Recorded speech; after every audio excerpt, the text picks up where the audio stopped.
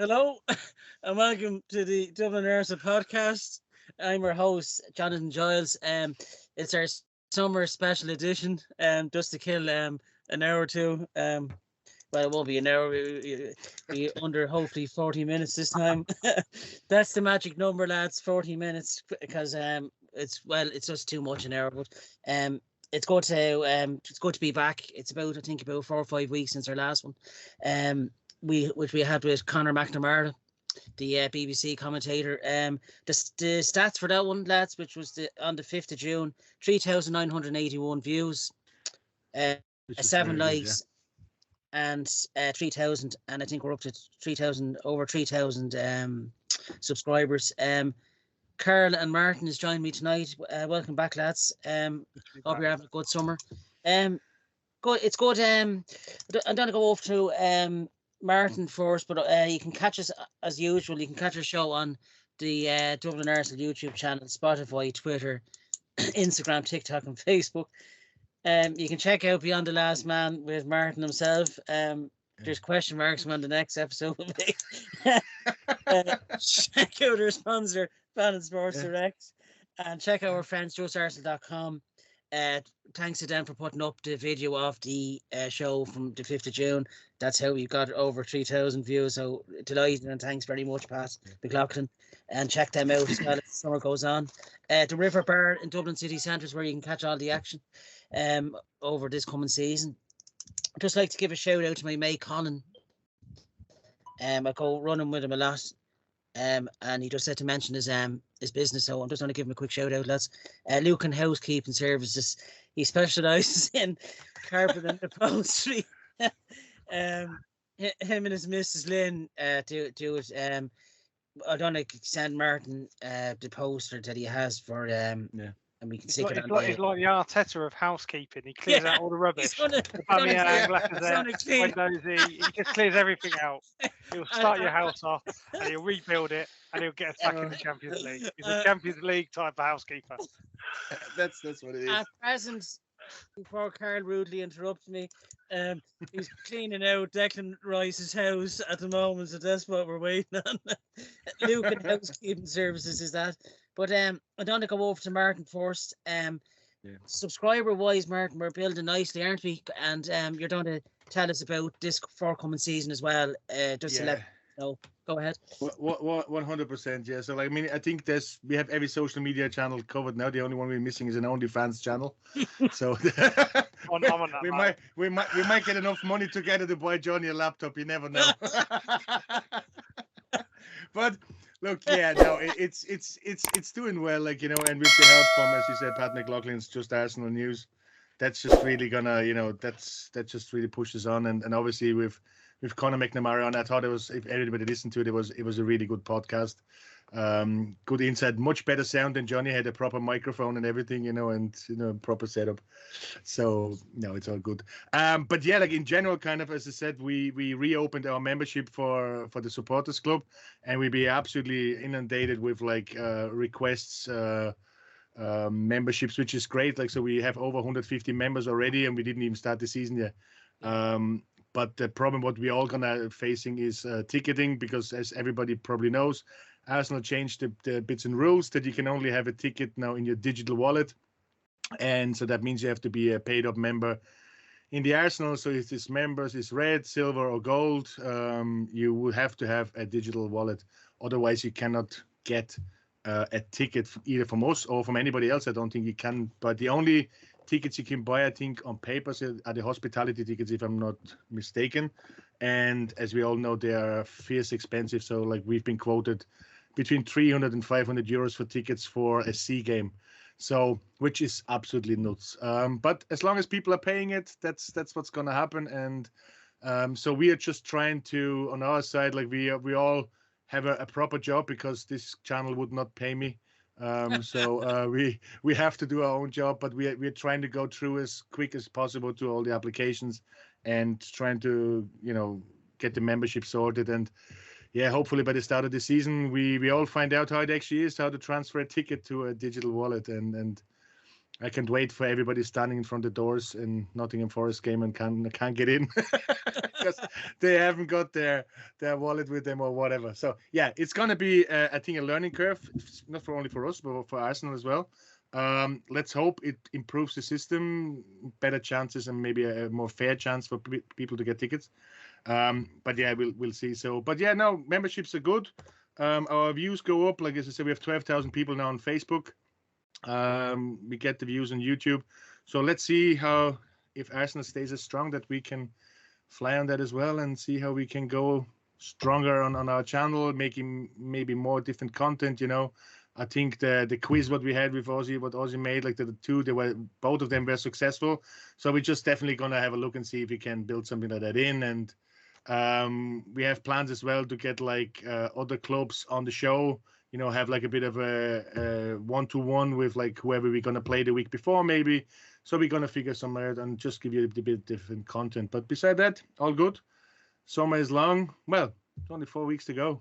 That's it. Then we are back in the craziness every week. And hoping that we win the league this time. Anyway, but yeah, no, that's it from my side anyway. And cheering for the women in the World Cup as well. So the Irish women and the English women. So I think there's something to do. Yeah. That's just gonna take us over nicely to August. Yeah. Yeah, we're going to try. If there's any actually Nottingham Forest listeners out there, if you'd like to come on, Jordan, our preview show in August, we're going to try get as many away fans to contribute when we come up to the fixture that we have against that team. And as Martin says, it make it a bit more interesting as well, their perspective as well, to see where they are lying in the table when we meet them and where we are. And any ideas as well, listeners, that you think, we're open to any, suggestions about how we can improve the show, what content that you think that we should be including, and, anything that boosts our viewership and gets us above €3.50 up to the end of this season. Be much appreciated. No, but yeah, this is our really our second full season now, of the show, and I have to say we're getting good feedback from a few regular listeners, Neil Egan in particular. So to everyone who listens, thanks very much on behalf of myself, Martin, and the crew. I'm going to try, I promise this season, I'm going to try get on different pundits over the season. I think it's only fair that we've got a good few in our WhatsApp group, so I'm going to try mix it up week on week, and get different voices and opinions. So that should be interesting as well. Meltdown, Ian Gunnery, are you listening? Definitely him and Eamon have to be on together. So frustrating, dude. I have to get that out, sorry. Yeah, so really tonight's show. Ozzy's looking very fresh off the drink there, Mund. The redness has gone out of his face, so it's great to see you back to life again. This show really, lads, we're going to do this show, and then the next show will be in August, the week before the season starts. It's just to break it up and keep people listening, for the next month or so. This show will be going through our fixtures from August to October, our incomings for the women and men's team, and the outgoings as well, and going through our pre-season fixtures and anything else that you'd like mentioned as well, we do at the end of the show. So I suppose we'd start off with our only signing at the moment of the summer, Kai Havertz, signed from Chelsea. I didn't see this one coming at all. Kai Havertz, 24, 65 million quid from Chelsea. Most notable for scoring the winning goal against Man City in the Champions League final in 2021. Made 91 appearances for Chelsea, scored 19 goals between 2020 and 23. He cost 72 million from Bayer Leverkusen, so they recouped a bit of money off that one. I'll go to you, Martin. What do you think about this transfer? Did you see this one coming? No, actually, obviously, like it just came totally out of the blue. I mean, the other ones, like, we had some kind of inkling, that we actually trying for it, but like Havertz kind of like, because look, as we look at him as a Chelsea player, he obviously didn't have the best seasons now with Chelsea, and personally, I think it's just because he played at the wrong position. Chelsea is struggling with a striker, that's why he was pushed into. So he didn't play the way when he plays for Germany. I think he plays a complete different role. He's a bit like Granit Xhaka when he played for Switzerland and when he played for Arsenal in the last couple of seasons beforehand. Just the wrong position. And I think he's young. He's 24. He's versatile. He can play up front if you need him to, but I think he's more like a, probably like even a 10 or, like an 8, like with Odegaard, in some, he can play all these kind of positions. And I think is quite a good signing. Let's hope he can integrate properly. And as we all know, last year, our biggest problem what we had is we couldn't have enough rotation. Yeah. And I think when we look at our squad now, slowly building, obviously Declan Rice and Timber hopefully coming this week, we're steady growing, and we're building up at the right places. I still would like to see a proper striker. But let's see what's coming down the road. But I think it's a good signing. Again, it's one of Arteta's versatile signing. He only signs people that can play in more position. And I think that's the secret to success, because you need to you can't have just one person doing one job. Unless you're Erling Haaland, then you might have that right to do so. But I think Kai Havertz is a good player.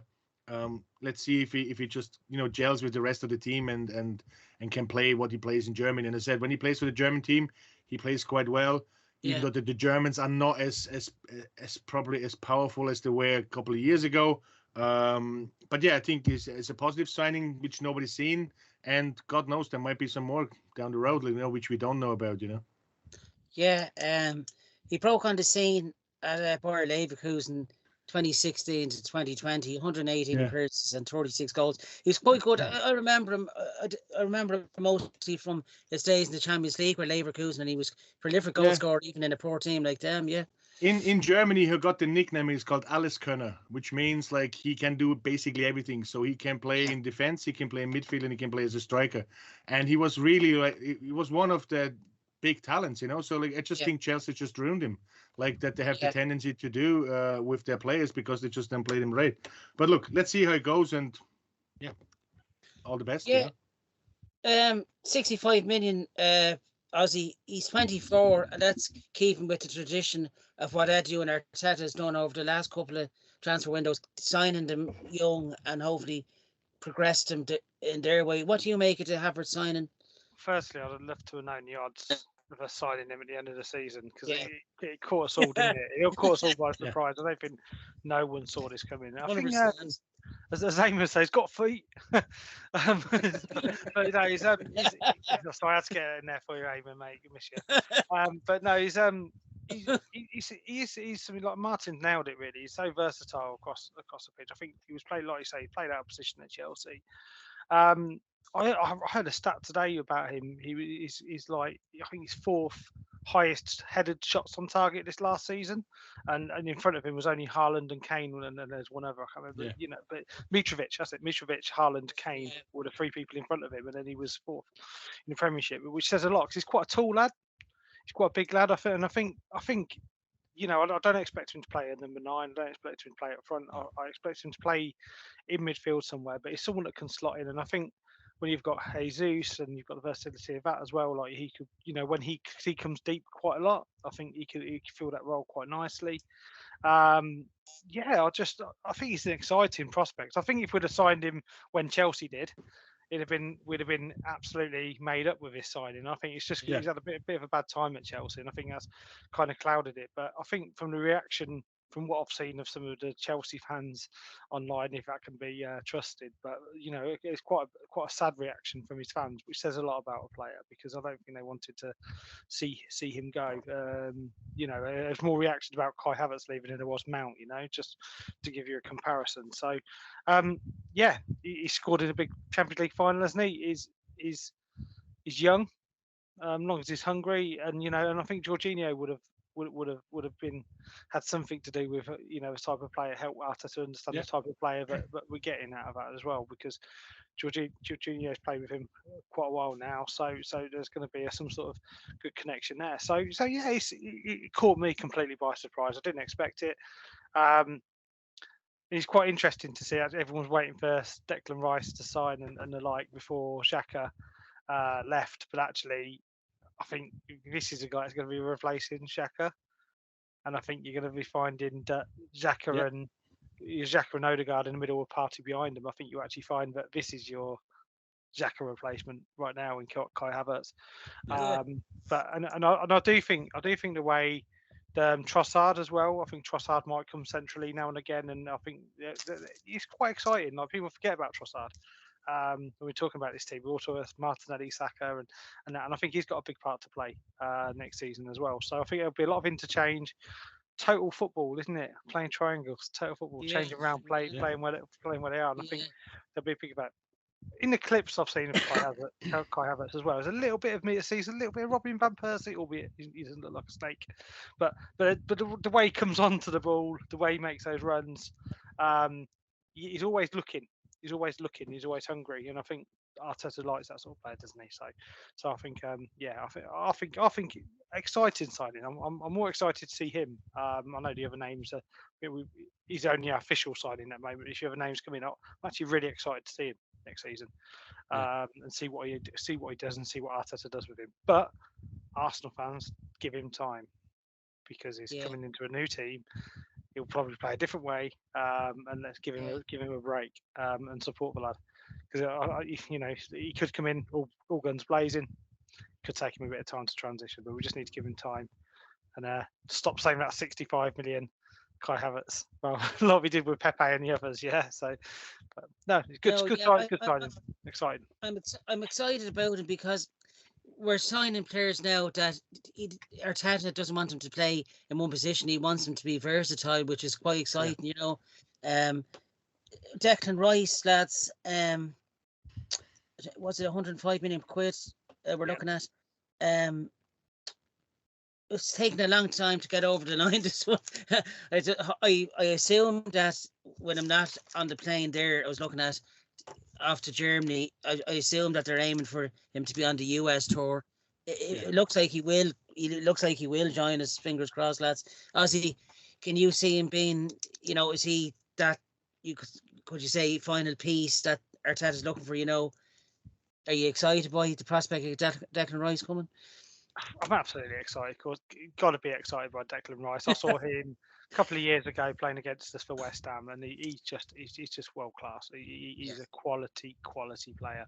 The leadership he showed when I've seen him live at the Emirates, he just stands out. He stands out, and I've always had admiration for him as a player. I think I always thought he was out of our reach, if I'm honest. I always thought he was. When you looked at that England midfield, I remember people saying about Declan Rice and Calvin Phillips and stuff, and I always thought Calvin Phillips was in our reach, but Declan Rice was just a bit too good for us. And I mean, I generally mean that. I know we're talking about the Arsenal here, but I generally thought that Declan Rice was out of our reach, because I thought he would go to a bigger club. And when I say bigger club, I mean, Champions League finalists, Real Madrid, Barca, that type of club. Yeah. I'm not doing down Arsenal, because we are a massive club. Of course we are, but I always looked at Declan Rice and thought, I wish we could sign a player like him. And we haven't done it yet, but he's looking very likely. And I don't want to jinx it, but if we do get him, that's massive. That's a massive statement. And for all the criticism, sorry, Ian, I'm going to call you out on this one. All the criticism Edu's going to come under for his management. And I'm going to go a little bit off piste here, but when you look at the squad that Edu and Arteta took over, and the value of that squad, and you look at the value of that squad now, they've done an amazing job. And to get someone of this caliber into our team, it's massive. It's a massive statement. And to have Man City, he had a choice, and I think it's always been Arsenal. And it's a big statement. It's a big statement signing. So. Yeah. But we just need to, get it over the line, and I'm sure we will, and I'm sure it will happen. And the sales in Muller Rice alone are going to go up, aren't they? So I'm going to treat myself to one when he signs. I'm going to go get myself a strawberry Muller Rice when he signs to celebrate. But yeah, it's brilliant. It's brilliant. Like, so I think he's a complete player. He would sit behind Havertz and Odegaard, in my opinion. That's where he'll sit. And just seeing him with Saka, Ben White, Saliba. We can go on to the people that are signed contracts. I think we should talk about that separately because I think that's a magnificent job Edu and Arteta have done there. Because we always said about keeping the players is key as well, and there's been some cracking signings. But yeah, Declan Rice is a complete player. Future captain, I know they've talked about that. I think he is. But we've got to be careful we don't upset Odegaard in that. But he's a leader. He's a cracking player. What else can you say? I think he's going to do things at Arsenal. Yeah, it's a statement. It's a statement signing, isn't it? Yeah.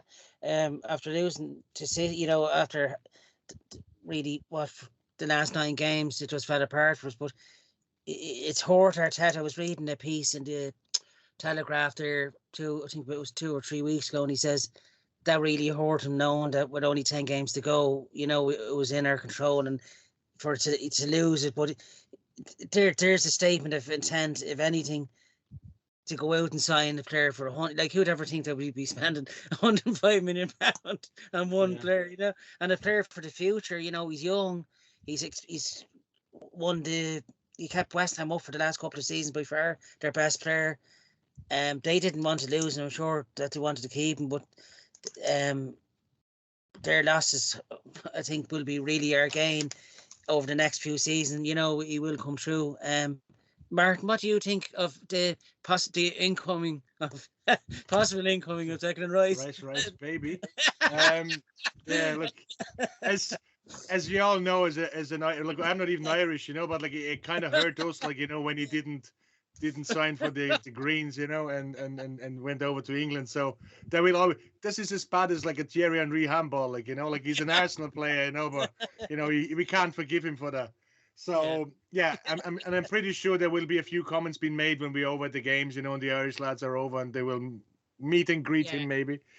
But yeah, look, as Ozzy said, we'd only been dreaming for him, but it just shows like the progress we made, and as we always said, this is a project, and the project was there, to go into the Champions League, because only reaching and playing in the Champions League made us be able to buy Declan Rice. Last year, we wouldn't have been able to buy a player like that because they wouldn't have wanted to come to us. Yeah. And now we actually have that. They can see it, like anybody from the outside, even if you're not an Arsenal player, I think you can see what Arteta is doing. It took him a while to get there, and we're there. And that's exactly why we can sign players like that, why we can compete with Man City. If you're ever going to be competing with Saudi Arabia, that's going to be a different story, because they're just dropping like flies for the money over there. So, but coming back to Declan Rice, yeah, he's a young player. I'm sure but he's only one player. So it's just about, again, how can we integrate him? How can he play together with the other players? We don't know what's going to happen to Partey. There's rumors he might be going, but we have Jorginho, so we can, still rotate this around. So there will be, but we have to be, if Partey really leaves, that means that leaves us probably with 2 new midfielders. And that's going to be tricky. So we just have to see, what squad do we have when we start in the start of August? Where's Rice going to fit in? But by the looks of it, we are building up on it, and we have quite a good squad. So I'm looking forward to it. He definitely has the captain material. He will replace, Havertz might replace him, Xhaka in a footballing way, what he would play. But I think Rice is going to replace Xhaka in a leading way. He will be a leader together with Odegaard, with Zinchenko, with Jesus, they're going to be the leaders in the pack. And that's what you need. So he's a proven Premier League player. He's a leader. He's captain, he has it basically all. He just has to click with whoever he's going to play with. And only time will tell. Price tag might be a little bit of an issue because, with price tag as a thing, there comes a bit of a reputation, and you have to stand up to it. Grealish had to fight for it for probably a year, I think, even in Man City, So, look, but 100 million these days are nothing.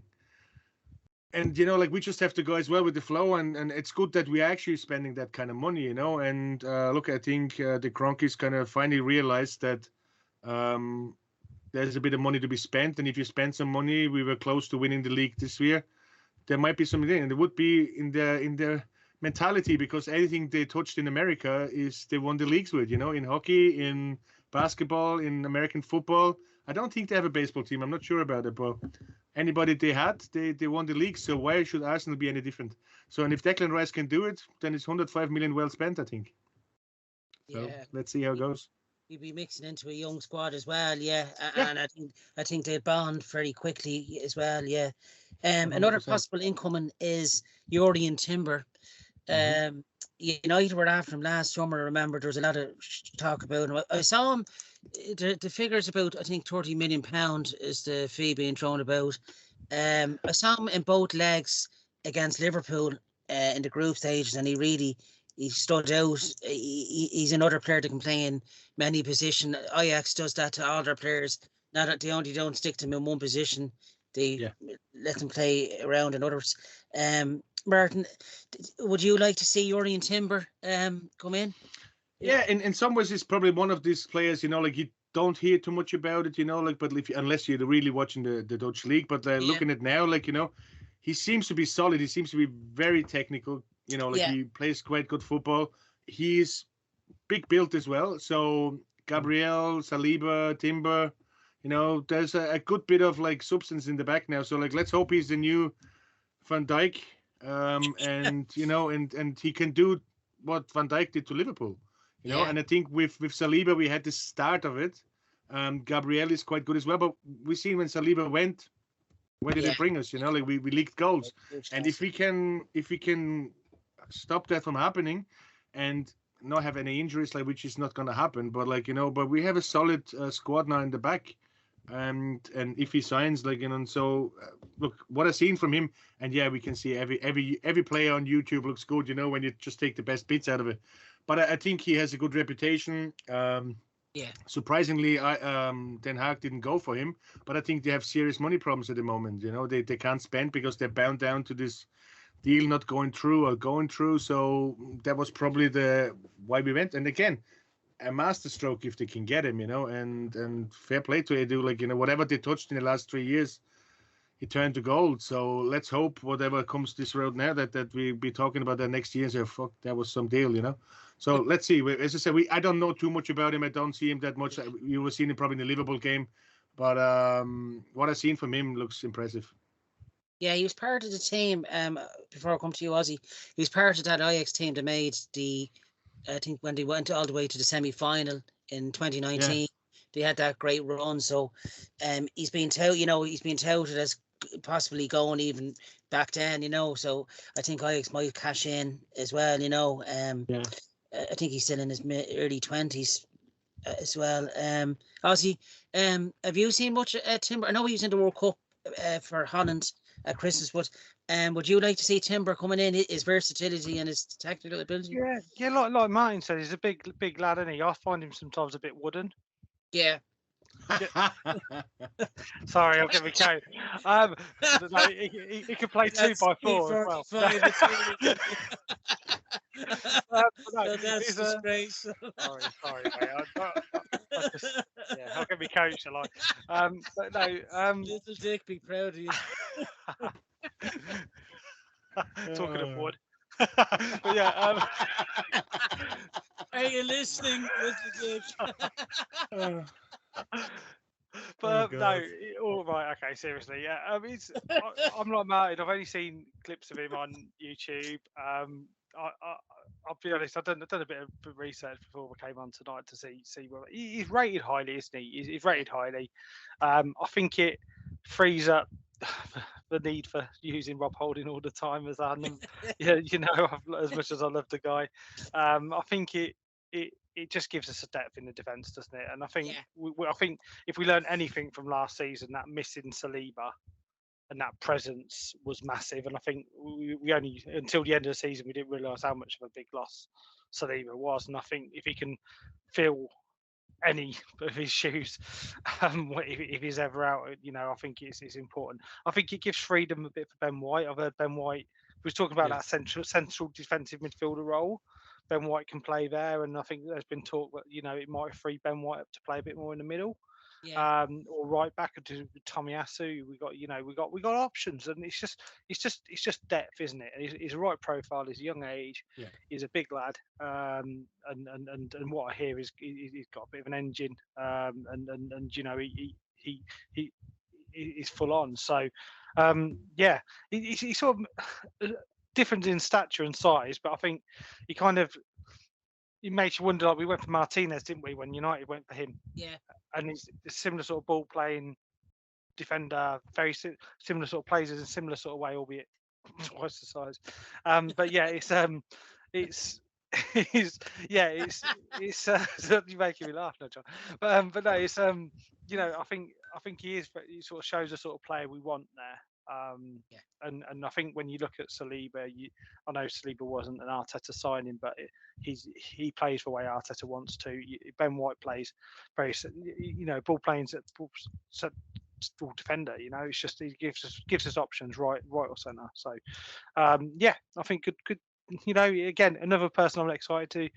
I think this is more confirmed than Declan Rice because I think he's for a leaving party for him. I'd done a leaving party for him yesterday. So yeah, with a picture of him in his Arsenal shirt, his brother posted a picture of doing a leaving do for him. Unless he signs for Chelsea because he said like dancing in the streets of London. So like I'm not sure. Like so. Yeah. But no, he's in an Arsenal. he was in a Gooner shirt. So we'll see. I think again, let's trust Arteta. Let's just trust Edu. Trust the process. Trust the process. That's it, the process, and you can see it now after 2 years. We can see that process actually coming down. The thing is started like players are wanting to join us, aren't they? You can see, can see it. We're luring them in now. Yeah, we're luring the big names. Yeah, I'm not. I don't want to blow our own trumpet, but like actually, the renaissance of Arsenal really started when we started this podcast. You know, it slowly started. You know, I had a few hiccups, then we had to put the right people in. You know. Get all the old people out, you know, like, you know, get the fresh stuff in, and now we're flying, you know. So yeah, that's the way it is. Eamon Dundee, are you listening? get the new Timber in, you know.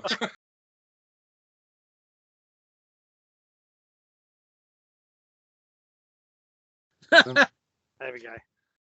He's on, yeah, cool. Yeah, I don't know what happened. Just got knocked out. So Jurrien Timber looks like he's all but confirmed. Another name being thrown around is Romeo Lavia, the youngster from Southampton.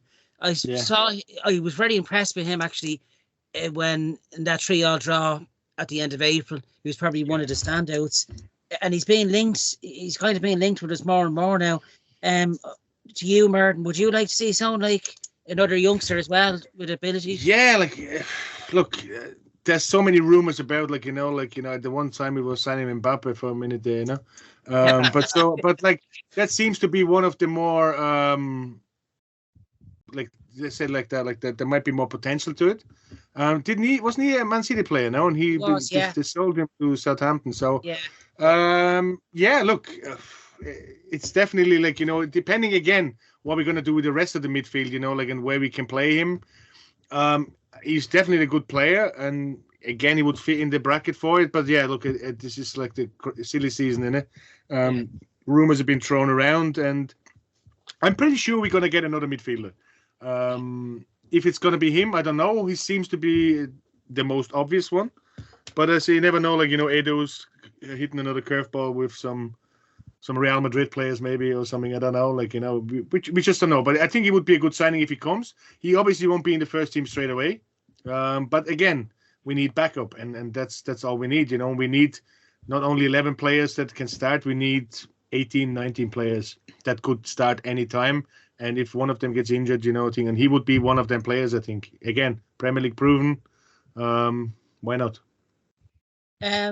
Ozzy, would you be excited with? He was kind of one of the standout youngsters at Southampton. They had a bad season, but he did stand out, didn't he? Yeah. He's a fair player. I think from what I've seen of him, he's a solid player.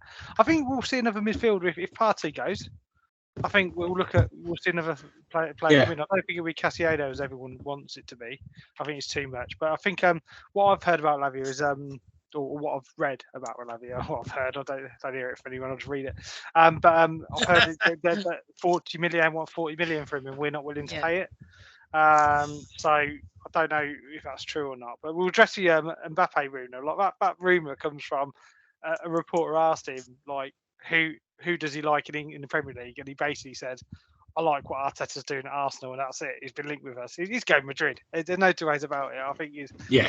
I don't know. I give him another season at PSG, and well, if he does, if he goes anywhere, if we have a really good season, Ozzy, I think his head could be turned. You know, if he I don't know. I think there's wages being thrown around, which is just not like, and you don't want that. Like 2 million no, quid. you don't upset the apple cart. That is just absolutely stupid. And there will be a big curveball by PSG now being thrown because they don't want him to go to Real Madrid for free. So they will do anything to sell him. Yeah. You know, and somebody, I don't know who put this in the group chat yesterday, said we should give Balogun to PSG and for 50 million and get Mbappe on loan till next year. And then he can go to Madrid. Something crazy like that. I don't know. I didn't get it. But so, but they're all dream scenarios, like, you know, like, and it's just like we've been, now we are like, you know, that fancy club, you know, like, and everybody wants to be in our program. It's just one player doesn't do it, you know, and God knows, like, where would you play Mbappe? Who would you take out, you know, and that's kind of like, it's great to have these players, but they have to gel, all of them. And so far, whatever Arteta bought, I really think any player, that there's not one standout player. Like, there's no Aubameyang, you know, there's no Ozil, there's no thing which he bought where he has this cohesivity of a family, and you don't want to ruin this with like some crazy player. Don't get me wrong, he's good, but I don't think it's worth the hassle. I don't think it is as well, and I agree with that. And I think that is just literally a rumour. I think he's commented on it to a reporter. He just liked watching us and what Arteta's doing. That's basically what he said. And then we've kind of all jumped on it. There's pictures of him like in Arsenal shirts and stuff. It's just ridiculous. But going back to central midfield, like, you know what, Southampton. I was speaking to it. So I heard it on another podcast as well. Ward Prowse. Yeah. I think he could go to West Ham. I think he's a fair player. I don't think he's got the engine Arteta would want, but set piece wise, he's a wicked big kick taker. Yeah. If you want to bring someone on for the last 20 minutes to put a couple of set pieces in, he's 100%. He's not a bad shout, you know. But I just don't think he's an Arteta sort of player. But and there's also talk about Xavi Simons as well, isn't there? Like him, David Dean's sons is the agent of, isn't he? I think PSG are looking to use their claws on him, aren't they? I think there's going to be a few surprises come by the end of the transfer window. Like, and this is the funny thing. Like, we're starting in 4 weeks, and the transfer window is only closing in 7. So, you know, once we're in the league, and we're starting, which I hate actually. Like, you know, that you can actually do it, because not only can you buy players, but you can also sell players, and you just don't want that to happen. You know. But I think there will be a few surprises there. And I really think if Partey goes. Which could be very easily done. I think like Juventus are strongly in for him, you know. Saudi Arabia, as I said, if they throw around the money, like, why wouldn't you go? You know, look, he's like, especially Partey, like, you know, he's 30. You know, he has maybe 3 or 4 more years in his legs. And if I can make money now, like, why wouldn't you go? So, and I think Arteta knows that. So they're looking at options. So if something like that happens, they have to kind of react fairly quickly.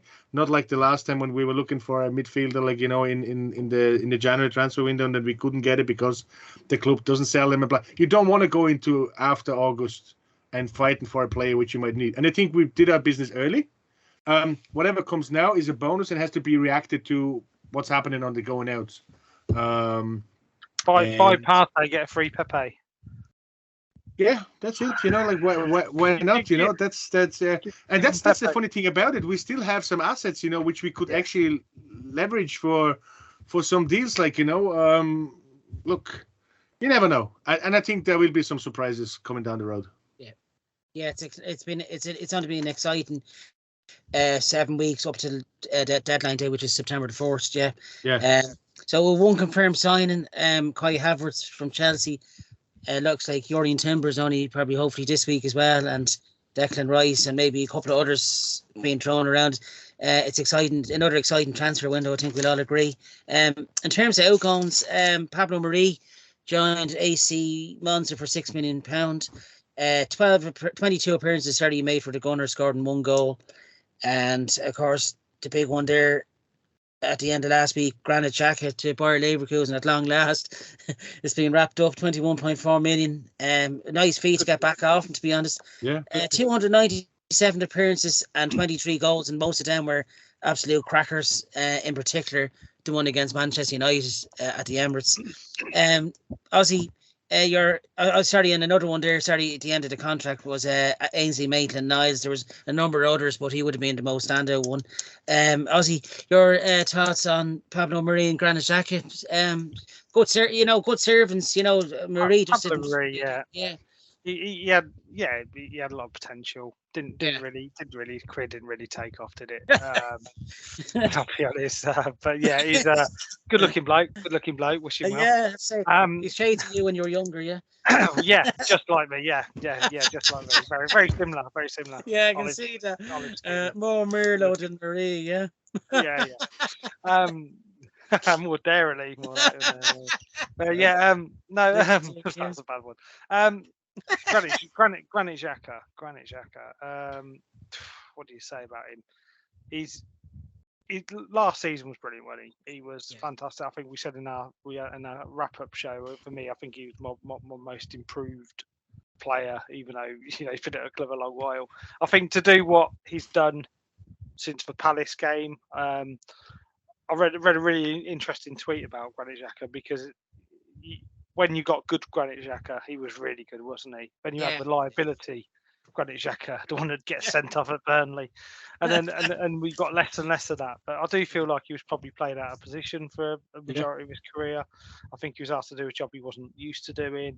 There were so many different Granit Xhakas, but last season we got a consistent good Granit Xhaka, didn't we? And it was fantastic to watch.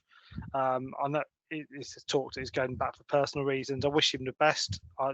The way he's turned around Arsenal, fantastic.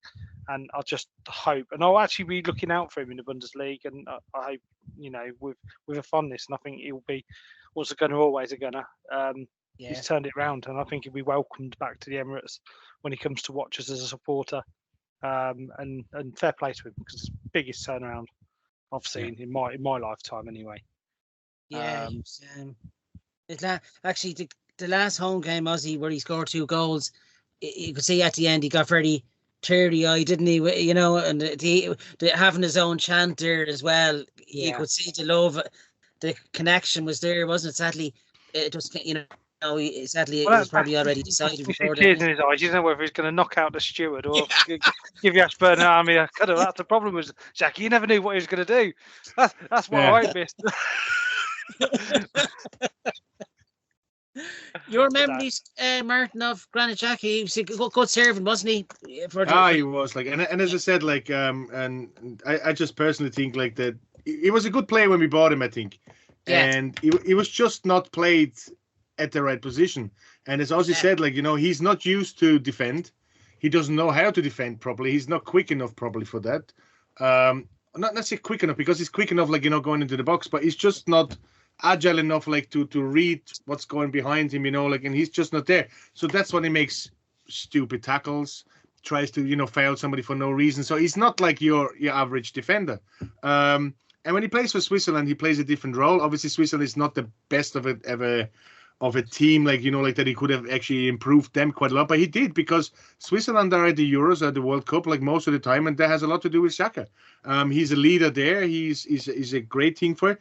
The captaincy, when he got it, I think that was just a little bit too much for him, to get the responsibility of a captain, and doing all the defensive jobs as well, and that kind of boiled over. And that's the type he is. When it doesn't work out for him, he just does mad things. And but as we can see, the last season he played the proper role. He got Zinchenko covering from the back. He was able to do what he did, and there was no fouls, there was no red cards, there was no silly things. A few maybe bits and pieces, where he just kind of let the Xhaka hang out. But that's what you wanted to see. And look, he wants to be closer to home. He wants to be, in a thing. He's getting on with life. And fair play to him. I think he was a good servant, and the turnaround, as you said, other players would have never played again for Arsenal. And he came back, and he made himself I wouldn't say a hero, but he made himself kind of nearly a legend what he remembers, what he is like, and fair play to him, like, you know, like, and to be fair, to get 21 million for him, that's probably one of the better businesses what Arsenal did in the last couple of years. And even for Mari, 6 million, I think that's not bad for an Italian club, you know. So look, again, process, we are selling players now for reasonable prices, you know, like we're not giving them away for free or actually paying them for a whole year to fuck off. You know, so that's just like, we're not doing this anymore, and that's what Arsenal are doing now. And it's good. And look, if you ask me, I would have had like Xhaka as a backup any day. Imagine like Partey, Xhaka, Rice, Havertz, Odegaard, and you can pick from a pool from that. Jesus, that would have been fantastic. But look, I wish him all the best, and hopefully he comes back and visits us, and like and hopefully we getting somebody in who is as good as him, you know. So that's what you want. Yeah, it's incredible. 7 years at the club, and he just it was action packed career he had, in good and bad, you know. I think it's the last one that Wenger signed, which is still in the team, isn't it? That's right, yeah. I was just thinking that, it was like De Gea leaving United there. That was Ferguson's last. So it is a completely new era now for all damn teams. Rob Holding not? Was he signed by Wenger? I don't know, actually. I should know that, but... No, he could have been, actually, yeah. It's a good shout, actually. I don't know whether he was Emery's or... Yeah. I think he could have actually been at the end of Wenger's, he could have, That's how his hairline has got all over the place, with the worry of every manager coming in. We wished the very best to Pablo Mari. He was involved in a knife attack, wasn't it, in a supermarket there last year? So he's got look, but all the best to him. And of course, Granit, we might even meet him again in the Champions League. Who knows where we normally meet again, as they say. In terms of contract extensions, last Friday, William Saliba signed a 4-year contract extension, which was really a good bit of business again. He wore the number 2 jersey, and the day before, Reece Nelson also signed a new contract extension. So they're tying down the players early in the summer, just before we go on pre-season, which is great. Your thoughts on that, lads? Saliba and Reece Nelson, happy days, yeah? Yeah, like I think for Saliba, obviously that was long in the making as well. I mean, he only played a year, and then he had to sign the contract because he was 3 years already with us, you know, and he didn't play a game for us. It's mad. So, and again, like it's great to see that he had such a great breakthrough season, you know, in Arsenal, and we can just see how much he was worth when he wasn't playing. Yeah. And just for that alone, you know, he deserves another contract. As a lot of people say, like, you know, will he stay with Arsenal in the future? I don't care what he stays in the future. No, like, he's going to stay this year, he's going to stay next year. And if he's going to leave in the year after, I hope that we're going to sign him or, you know, sell him for a big chunk of money, and we can replace him. If that might be Timber or somebody else, I don't care. He's signed now, he's tied down. And if he wants to leave, we will make some money on him because he definitely is going to be one of the best defenders in Europe for a long, long time. He's young, he's unbelievable technical. He is just great, unless and touch wood, he's not going to get injured, you know, badly, because that back might be, you know, like a bit tricky. You never know what. Like, I had back problems for years, so it's not a thing you can just shake off or take operations. Like, you know, it just things. So like, hopefully it's not going to be. Otherwise, he will be one of the best defenders in Europe for a long time. And to have him, I think, will make us stronger. It's great to see, and and we're tying them down early.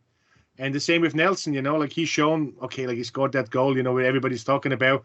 But I don't think that's the only thing he did. He is a good, solid player, you know, like he's somebody you can call on when you need it in the last 10, 20 minutes. And hopefully he's getting more chances in the Champions League and in the Cups. And he can be a value player, you know, like, and he actually showed a bit of bottle compared to Maitland-Niles, you know. He stuck it out, and let's hope he's worth it. And if bad comes to shove, like, you know, like we might sell him as well for a good chunk of money. Otherwise, he would have been gone on a free. Same as Nketiah last year, you know, like, you know, if we have to sell him, we can get some money back for him. And that's good business again from Arsenal. It's not like we're letting people go or even pay them off to leave. So the only bad thing we have in the thing now is really Pepe. And he seems to be, you couldn't sell him to anyone. Which is incredible, isn't it, to think that a player that cost us nearly 80 million, 3 years ago, we can't sell for anyone, not even to the Saudis. They don't even take him. Yeah, I think it's Which is nuts, like, you know. you wanted him, yeah. Not even Yeah. on loan to wanted to Yeah. take back for another year on loan, which is it says a lot probably about the player. Okay, sometimes a lot of the wages as well he's on has a lot of things to do because they were talking about this by Maguire. You know, why can't you sell Maguire to like a Villa or Everton or whatever? Because like he's on 250,000 euros wages, you know, and even if he takes a 100,000 euro wage cut, that's still a chunk of money which clubs like that cannot afford, and French clubs can't afford it beside PSG, and any other club can't do it. So that's the madness we had like the players on, and that's just broke our backs with like all these players, and we got rid of them, and he's really the only one left in this sphere, which is going to be very, very difficult, you know. But yeah, I think so far we had good business, and I'm sure he's gonna. There's a few players prone to go like Runnison and you know. Holding probably, even though Holding could be still in there like as a backup, you know, he's just like he's doing a solid job, you know, enough like you just don't want to have him in a match where you need a decent defender, you know, just but yeah, look, we'll see what's going to go, but yeah, the two ones I think they were quite good to tie down, especially Saliba anyway. Definitely. Yeah, and that was really good business by Edu and Arteta to get the core the 11 at the end of last season as well. Ramsdale, Saka, and a few others there they got, you know, before the season ended as well. Yeah. So the funny thing is actually like to talk about like we signed all these players, and the only one is left now is actually Arteta himself in it to renew his contract. Odegaard as well. Odegaard and Ben White, and Odegaard and Ben White. Like they have 2 more years though to go, you know. But like I don't know what, but Arteta himself, I think he's in it 2 year. So yeah, like, have to tie him down, you know. Don't forget Ethan Nowari as well. And again, that was another player that was sought after. And we joke about it. We think he's young, but you know he's the same age as what Saka broke through into this team. Yeah, don't forget that. It's 100%. But again, like I mean, I don't know. As I said, you don't know if you can trust everything what you read in the paper. But like, if you see that Chelsea offered him £46,000 a week, that is just not only disgusting, you know. Quality, though. He is absolute quality. That is just, but like, you know, like that's just to offer a 16-year-old that kind of money. That's just, that's why the football is going to nonsense, you know, like really is. I wish they I take it happily at 39. 46 euros a week I take, you know, not the 350 a month. We take €4.60 on YouTube. I don't know if you said, but when I was 15, they used to call me the Northampton Perlo, but your career has gone from strength to strength. It was Carlo Van Basten, really, or something like that. Good business all round, I think. So let's see. But look, great business, and when we have our show next month as well, we'll be going through hopefully more incomings and going through the outs as well. Onto the pre-season friendlies, lads. Kicked off Saturday there, behind closed doors, friendly against Watford. 1-1 was the result. Marquinhos got the goal. Briefly, lads, did you see any of the match yourselves? Yeah, I watched the highlights on it. It was an Arsenal player. Yeah. It's kind of one of these games, you know, like, you know, it's just like a friendly. Obviously, Watford are next door, so they were the obvious counterparts. Like the first half, we actually had quite a strong team out with Jesus, Trossard were playing, White in the back. So there was quite a good few players there. But again, it's a friendly kick about more, you know, don't get injured, you know, like just get back into your stride after 3 weeks holidays. The goal we conceded was a big error of the young fella who got the ball out from the goalkeeper and he couldn't keep it and just played around and conceded a goal. And then Marquinhos' goal again was a deflection and he just kind of put in the goal. It's not a game you want to write home about. I don't think it's a game you're going to be judged in the season. Even the next one against Nuremberg is not going to be a huge game. That's just going to be a thing for going to Germany and like representing Adidas, you know, and doing some kind of promotion for them. And then, coming into America, the American games, that's for the sponsors over there, you know, like, so the Kronk is making a few shillings over there so they can maybe put a few more midfielders and strikers into a team. But yeah, I don't take preseason games too serious. Obviously, if you lose them all, it's not great. But okay, we won them actually last year. We won all of them, I think, and we went through a good period. It's a good start for you when you are, winning mentality. Keep winning, and I think that's what it should be. I'd like to just bring in the preseason fixture list, lads. It's going to be FC Nuremberg on Thursday. This coming Thursday, July the 13th at 6 p.m. Then it's the US Tour. Then Thursday, July 20th, we play the MLS All Stars. On the 22nd, then, which is a Saturday, we play Man United, which will be a good game. Thursday, then, on the 27th of July, is FC Barcelona, another good game against another top coach and ex-player of Barca, Xavi. The Emirates Cup, then, which I'll be going to, is Wednesday, August the 2nd, against AS Monaco, 6 p.m. And talk of the Arsene Wenger statue being unveiled the Thursday, then, as well. Outside the stadium, which is long overdue. And then that brings us to the FA Community Shield, which I know before we came on air, Ozzy says he's heading to this one. Sunday, August 6th. I think it's down for a 4 p.m. kickoff. Manchester City. They're good fixtures, lads, though, going down from Man United, Barcelona onwards. They're good fixtures, aren't they, to test the players? I think they could, like Mike said, that Watford game and the Nuremberg and stuff like that. I think that they're just conditioning. They're just getting them ready. They're not. You don't read anything into these. They're just stretching their legs. They're just getting used to the minutes. Up to tempo again. Like I think we saw it last year when they played Chelsea in America. That was like their right. Now we're starting to play. And you forget against like teams like Watford that their season starts in 3 weeks. Yeah. When they've had a bit more pre-season. This is for Watford. That was probably a really important game for them to start their serious friendlies. They'd have seen it as a good test for them. So, but I think looking at that though, Man United, Barcelona, and the Monaco, that'd probably be the three where you'll start seeing them up the ante a bit. I think the MLS All Stars. I don't know what to think about that. It's going to be the Harlem Globetrotters. Well, Messi might play for them, never know. He's Alexi Lalas was going to come out and look funny. Happy that was Space Jam. They put Pele in goal. You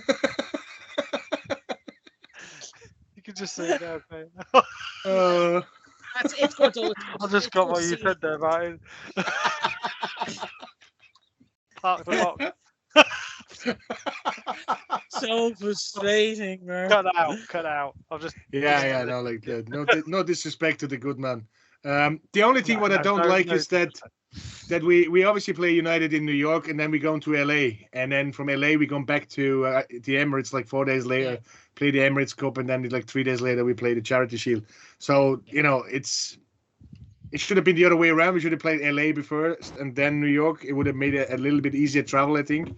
But look, again, it's all about the coffers, like you have to get the fans wherever you can. And that's what they have to do. And look, I wouldn't mind traveling around the world, and kick a ball around. So sometimes you might think too much about it, but it's, as I said, I don't take preseason too serious. It's a good way, especially the early games.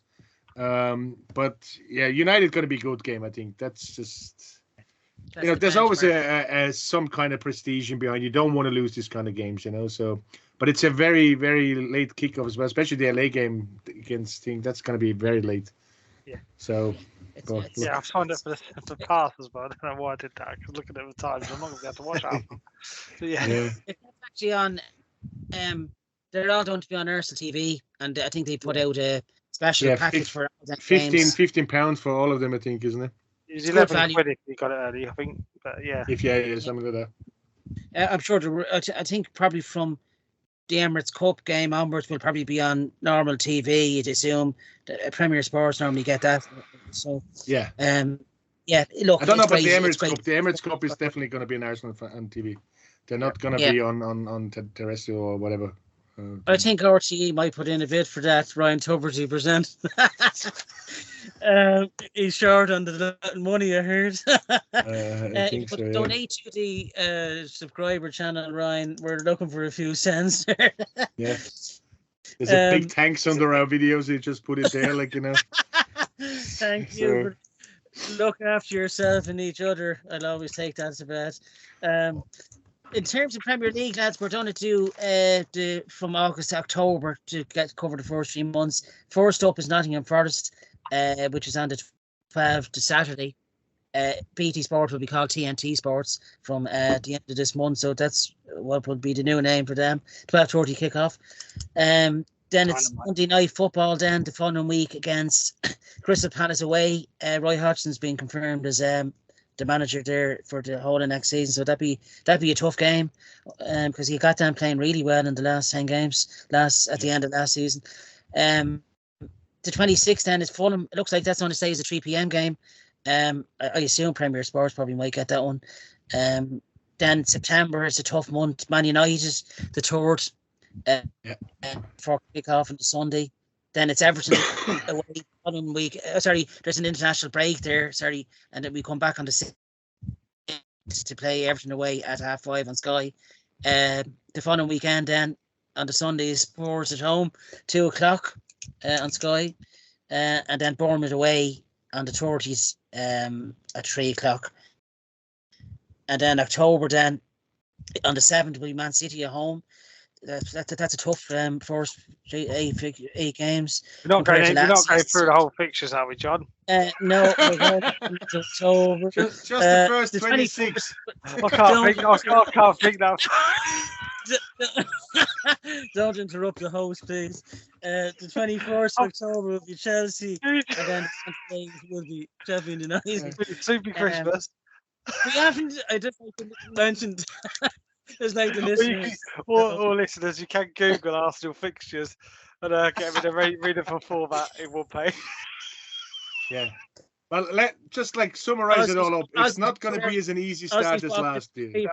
First 3:45 a season, yes. The little Dick trophy goes to Ozzy already. No, just briefly, lads. On those first 3 months, that's a tough first few games, isn't it? They're all tough, aren't they? They're all tough. Yeah. They're all 100% harder than the last season. That's definitely written down there.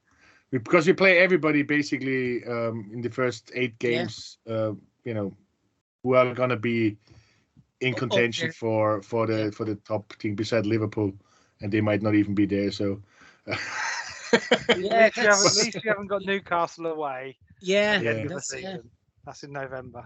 So it'll be a tough game, and that's what I said.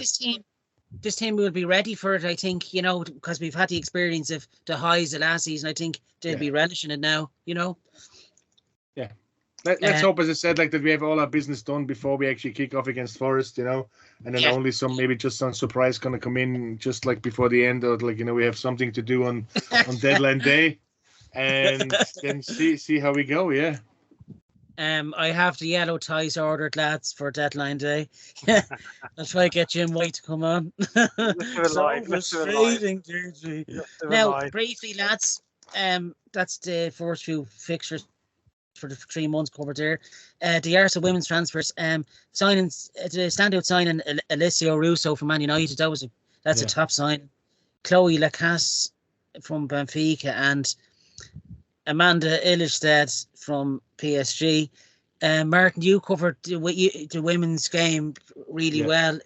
What do you make of them signings, especially Russo? That's a top sign, isn't it? 100%, and it shows how United are doing business, because she would have been signing in January for a records fee if she would have gone from United to Arsenal, but United said no, we want to keep her. And now she went on a free transfer, so good business on Arsenal's side, and I think we get a really, really, really good striker.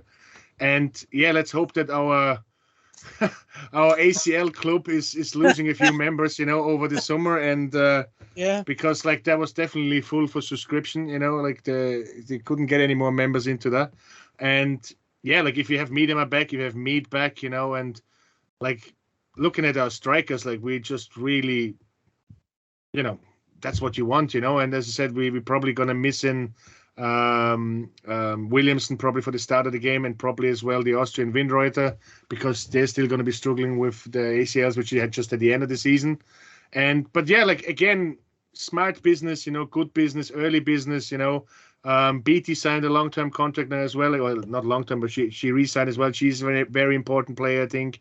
We have 3 good goalkeepers. So yeah, it's smart business, and let's see how we can go from there, and let's see as well when the World Cup is finished, what kind of players coming out of that. We signed in a few Canadian players, which Canada is one of the opponents from Ireland, and we know that they're a good team. So yeah, we can show what we have, and let's see how we get on next year, and hopefully we have a good season as well.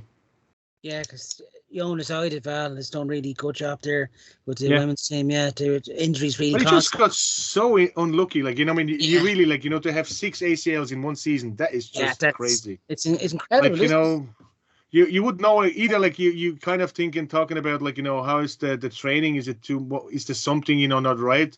But look, it probably can happen. I mean, ACL is probably one of the bigger injuries you can get in football, and it's quite common. But that you have all, and especially all your big players, like they having the same injury, like it's just devastating. And that's why we in the end in the Champions League we kind of are crippled, and we don't have enough players to actually field, but you cannot plan for 6 ACLs. It's just impossible. Yeah.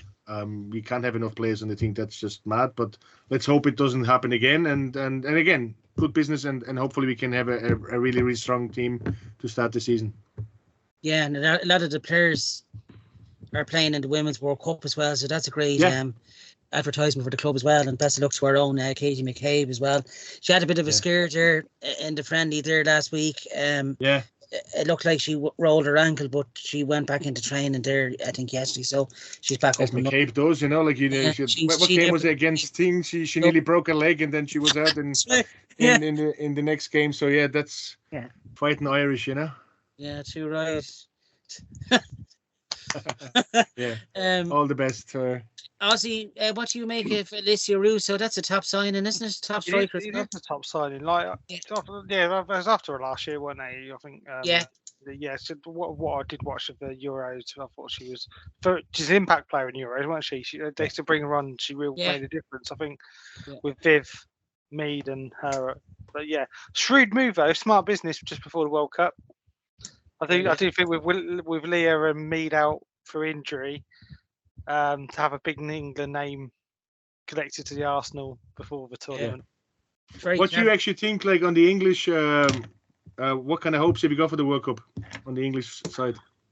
It's coming home. I'm not gonna say it's coming home. Blimey. I don't know. I don't like the women's game better than I do, Martin. But I think.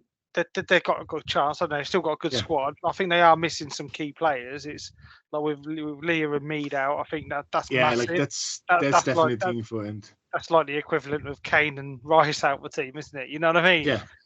Or look, I wouldn't say Maguire, but no, it's not Maguire, is it? But Stone. Let's say Stones and Kane, right? But it is equivalent to them being out, isn't it? It's massive. Yeah. It's massive. But they've got, I think USA are always going to be the one. Yeah, I think that's the difference to like a men's World Cup, because like in general they're kind of dominated by like South American teams and European teams, but where like in the women's team, like like American teams, South American teams, and like Australian teams, like they playing them, they have home advantage as well. So it'd be a complete different kind of like setup compared to Euros, which they played quite well in, but I don't think that's what they have to be afraid of. It's the Australias and the Canadas and the America, of this world, who are going to be really teaming. And actually, when we're talking about trophies, like congratulations to Smith Rowe, under 21 European Championships. What a game that was! Like, not conceding a goal, absolutely incredible. So like, yeah, look, it's all going well, I think, in all fronts, and it's always good to have a winner coming back from any kind of competition, and let's hope. I can't see McCabe coming back with the World Cup somehow, but like they never know with the women, like with the English women. We just made a point there, Martin. We talk about Smith Rowe. We didn't even mention him in the Arsenal team, did we? I know, yeah. This Which is ridiculous, like, you know. And number 10. And they won the under-21s, didn't they, Ozzy? Yeah. England, Yeah. yeah. And you know what? Which I found out, and I don't know what it is with Smith Rowe. Like, you know, I read an article in I don't know what it was, and they were saying, like, you know, like the young Lions, who is going to be knocking in the men's team, you know? Not one mention of Smith Rowe. Not what a bit. Like, there's 6 people in front of him. They've been mentioning. Yeah. It's weird. Like, you know, it's and he played quite well. Like, you know, he scored goals. He had a few assists. So it's not like that he didn't contribute anything to the team. So I just don't understand, like, why would he not? Maybe because he's not playing for Arsenal on a regular basis. For instance, the likes of Gordon and what's his name, the fellow plays for Nottingham. You know, they play on a regular basis. Maybe that's why he's not in the same Gibbs White. Thing. Gibbs White, yeah, you know, like he. Yeah. But I think Smith Rowe is, and I think he actually needed that tournament to get a bit of confidence back, you know, and hopefully he can join. He looked fit, you know. He needs a bit of break now, obviously, but let's hope he come back, you know, and there's a great option in midfield again. Does he need a break, or does this kick him on now because he's going to be at that level, isn't he? You know, he didn't play much last season, did he? Yeah. So I think he'll. I'm looking forward to seeing him in pre-season. I think he'll get out with the boys as soon as, and I'd like to see him get back and get a bit of form because only a couple of seasons ago he was smashing him in left, right, and centre for us, wasn't he? So again, another option that we're not even considered in that. Yeah. I'm sure Arteta has his own plans for Emile, no doubt. Is there anything else, lads, you'd like to mention before we wrap up this show tonight? I think we have plenty of. I think the 40 minutes is kind of like long overdue. Yeah, okay. So I have to say thanks to everyone that's stuck around, has listened to us for the last. We're heading to 1 hour 30 here on the Skype. Hopefully Skype will throw a few cents our way for sticking us out. Yeah. Just like to mention again, LUCAN Housekeeping Services. Check them out. Specializing in carpet and upholstery. So if you're listening, Declan Rice, your gaff is being done up as we speak. Sign that contract. Actually, while we're talking about sponsors, just to mention, like the red shirt in the background, clubgolf.co.uk. Having a new Arsenal red out, you know, with the Bruce Banana on their website. Dub Arsenal 10 gets you 10% off as well if you and Balon Sports try to do it in Balon Sports thing. Yeah. They're still there. Probably they have to be replaced by LUCAN House Cleaning next year. We're doing our own clear at the airs. LUCAN, thanks very much. It's Colin and Lynn is the names. But you know, I just thought I'd give them a mention. You know, they're just looking for a bit of business. You know, and every little helps. If listeners I'm pretty sure our main listeners in Nigeria and Canada be dying to get a hold of them. Kenya, are you listening? I know the marathons are coming up, so they want their house. No, big thanks to everyone. Big thanks to Ozzy and Martin tonight. Thanks for joining me for the special summer edition of our show. We'll probably be back next Monday. We'll do a slightly shorter show than this, covering the Nuremberg match and whatever transfer activity happens. You guys will keep going. We only have 4 weeks to go. Catch our show as always on the Dublin Arsenal YouTube channel, Spotify, Twitter, Instagram, TikTok, and Facebook. Beyond the Last Man, I'm sure Martin will have a few shows hopefully when the season starts up again. And check out our friends at joesarsel.com. Pat McLaughlin, stick us up there again. You know yourself. You're doing us great. That's it for this special show. We'll be back next Monday, but thanks for listening, and all comments are welcome. So until next Monday, have a good one, lads. See you later, guys. Have a good one. Come on, you guys. Cheers.